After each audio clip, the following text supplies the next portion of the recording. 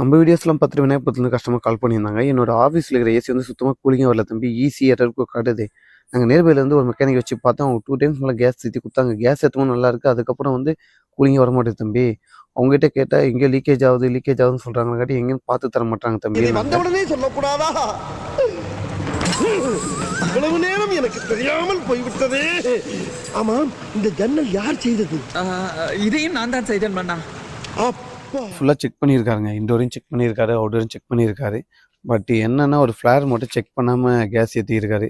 கரெக்டாக ஃப்ளேர் தான் கட் ஆகிருக்கு. அங்கே தான் லீக்கேஜ் ஆகிருக்கு. கஸ்டமர்ட்டையும் சொன்னோம், சார் ஃப்ளேரில் தான் சார் லீக்கேஜ் ஆகிருக்கு, இதனால தான் கேஸ் ஃபுல்லாக வெளியே போயிருக்குன்னு சொன்னோம். சரி கஸ்டமர் பண்ணி கொடுத்துருங்க தம்பி, ரொம்ப கஷ்டமாக இருக்குது, ஏசி இல்லாமல் ஆஃபீஸ்லனாங்க. சரி ஓகேன்னு சொல்லிட்டு நம்ம ரீஃப்ளேர் பண்ணிவிட்டு இன்டோரும் அவுட்டோரும் பேனல் நம்ம ஃபுல்லாக க்ளோஸ் பண்ணிவிட்டுங்க. க்ளோஸ் பண்ணிவிட்டு வேக்கம் மிஷின் கனெக்ட் பண்ணிவிட்டு ஒரு 10 நிமிஷம் வேக்கம் போட்டுட்டு கேஸ் ஏற்ற ஆரம்பிச்சிடுங்க. கேஸ் எல்லாம் ஏற்றிட்டு கூலிங் எல்லாம் செக் பண்ணி பார்த்தோம். கூலிங் எல்லாம் கரெக்டாக இருந்தது. கஸ்டமர் செம்ம ஹாப்பிங்க. இது போல் சர்வீஸ் சொன்னால் கீழே நம்பருக்கு மறக்காமல் கான்டாக்ட் பண்ணுங்கள்.